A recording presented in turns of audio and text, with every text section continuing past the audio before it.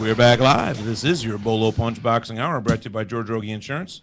www.bolopunchboxinghour.com. Streaming to you live as always on Ustream.tv. Timmy, how can our listeners get in touch with us tonight, man? Hit us up on the hotline, 219-743-9743. Yahoo Instant Messenger is up and running. Keyword Bolo Punch Boxing Hour.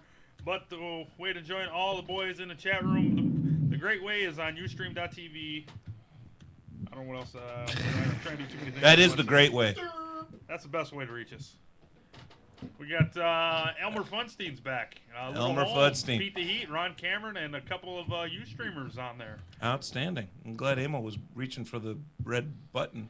Red button. The red dot up there. No problem. We can come back to that. Let's talk a little Joel Casamayor. It turns out he is not going to be fighting Julio Diaz due to a back sprain. Thought this fight was, tailor-made for Casamayor, because Casamayor needs a name, someone who's got a good enough name to get a win over, but not someone, not quite as not someone. I don't want to say anything negative against Julio Diaz, but a guy that Casamayor can beat.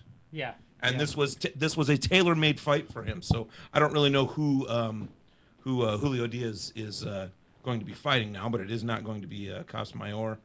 Lumbar spine sprain is what they're calling this. So that will be most interesting to see how that ends up going. What else did I have? Oh, they're talking about Floyd Mayweather, of course. Now it's not just, I think I might come back in. Now it's, I am going to be fighting again. So they're doing a lot of yip yap about Floyd. He's all over all the websites right now talking about. Is he running out of money? He's going to be fighting again. Did he run out of money? Did he spend it all? Did he pull a Mike Tyson? Who knows? Obviously, he wants the winner of Hatton against Pacquiao, and can't wait for that fight. But all right, we are set, and here we are. These are all the fights that got us through the week. Saturday night, Manchester, England, lightweight action. Amir Khan gets a technical decision in the 5th round over Marco Antonio Barrera, 50-44 and 50-45 twice. Amir Khan still only that one loss. 20 wins, 15 of them by knockout, and Barrera moves on down to 65-7 with 43 knockouts. Yeah, so, that cut didn't happen in the first round, and Barrera fought through it, and he didn't look particularly good. He didn't. It's not his fault, but he hasn't fought in a while.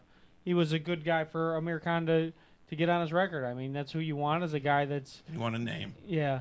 That's sort of what we were talking about. A legend, yeah. You were just mentioning about somebody else a second ago. Yeah, but for Barrera to lose to a 21-year-old, 22, he's a kid. Amir Khan is a young kid.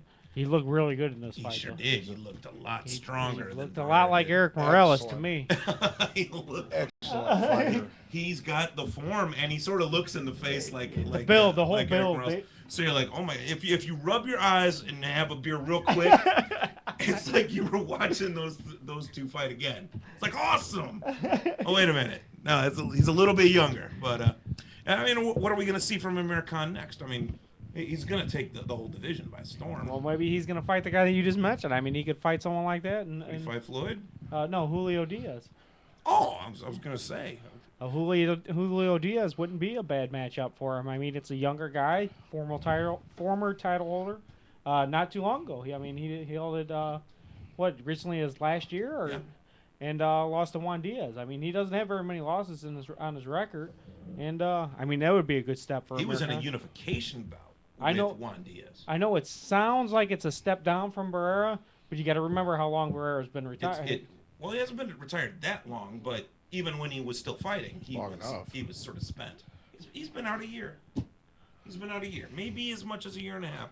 But he did switch from the brawler that he used to be into more of a boxer. He had to. Yeah, he transformed his career, and he did through a straw if he didn't. And he did a great job doing it.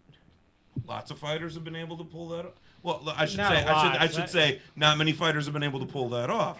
Lots of fighters attempt it, but I mean, who can you really name? I mean, you've got Arturo Gatti, who can switch from boxer to brawler, depending on what mood he's in. Depending on which hands broke. Depending on what blood transfusion he had the day before. I mean, the guy's pretty silly that way. But yeah, I mean, most of the time you're either a boxer or a brawler, though. Yeah, I mean, but Gotti was one of those guys that could change up in the middle of a fight. He could change it up. Barrera can do the same thing, but he's a little spent. I don't like his chances of making a full comeback. But then again, Eric Morales has to do a comeback now. Wait your 5 years, show up in Canastota. Yeah, Come on now. don't ruin my my autograph that I got from you That's not what on I'm your saying. closing night of. I mean, we got Diaz and Morales both to sign. I got them both to sign one of my programs. Yeah. From that night. That would have been a nice keepsake if Morales would actually retire. It still will be. Yeah. Cruiserweight action, Ola Afalabi, TKO victory in the 9th round over Enzo Macronelli. They call it a TKO. That was a knockout. He got back up, but the referee waved it off. He's like, dude, you should have just stayed down there. Yeah, he was rocked pretty good. Take a real knockout. And Macronelli was, like I said, he was winning this fight on my card, but he was getting caught throughout the whole fight. And Afanabi actually kept landing that. Did I say it wrong? I like how you're smiling. Ofalabi. He kept landing that overhand right through the whole fight, and Macronelli did not see the punch coming and got caught. Oh, those are always the hardest punches to be able to shake off. The ones you don't see coming. That's absolute fact. And Ofalabi right afterwards, he was saying, "I'm ready for Thomas Adamek. I'm ready for Victor Ramirez. I'm ready for Guillermo Jones, Jacoby Fragomeni. I want a belt." Has he been listening to Enzo Macronelli talk? Or? Well, Ofalabi just knocked out Macronelli. So Macronelli's claim to fame was he lost to David Hay. So. Yeah, his best fight was when he lost. So. Yeah, he lost to David. But I mean, just listening to the commentators, Macronelli, Ofalabi, Macronelli is like Oprah. But there was also another big upset on this. Nikki Cook lost. Absolutely. Junior lightweight action, Roman Martinez, TKO victory in the 4th round over Nikki Cook. Nikki Cook he came into this fight with only one loss. Came doubling his losses right there, all at once. This was actually a bigger upset than even the Macronelli fight. I mean, over there in England, I mean, Martinez is an undefeated fighter, but everybody thought Nikki Cook was the big thing over there, and ends up getting caught here and getting knocked out. So. Well, you called it right when I came in. You were already in the place and in the studio, and oh my God, you said, man, everyone on that undercard, everyone in that whole event. Lost.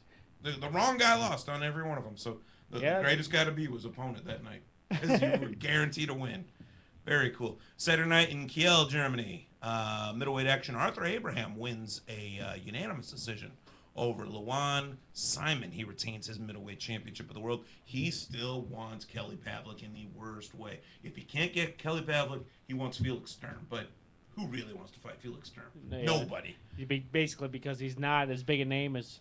He's not going to earn you the money. He is a bit of a name now, but he's not going to earn you the money that a Kelly Pavlik would. True. Very, very true. Yeah. And the bottom line is if you're going to get hit in the face, let's make some money. Yeah, it's interesting. I mean, he's got the ring belt, which is what's making him such the celebrity. Yeah. But he knocked out the middleweight champion of the world, Jermaine Taylor. That's where it really came from. And almost got knocked out himself by Jermaine Taylor and came back in that fight. And he got smacked around like it was his job. But it was his job. Also, not to get knocked out, it isn't. Also on the undercard, our good friend, heavyweight action Layman Brewster, wins an 8th round unanimous decision over Michael Sprott. He actually dropped him in, I believe, the 2nd round. Dropped Michael Sprott, and that left hook is still dangerous. Brewster's 35 years old, and he is not about to slow down yet.